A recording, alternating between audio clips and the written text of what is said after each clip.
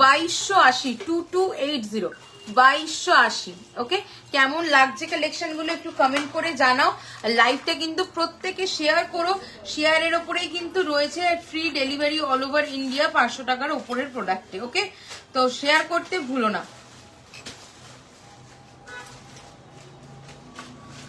আচ্ছা, ইয়াররিংস দিয়ে এই সেটটা দেখিয়ে দিচ্ছি, পরশমণি রেপ্লিকা 2580।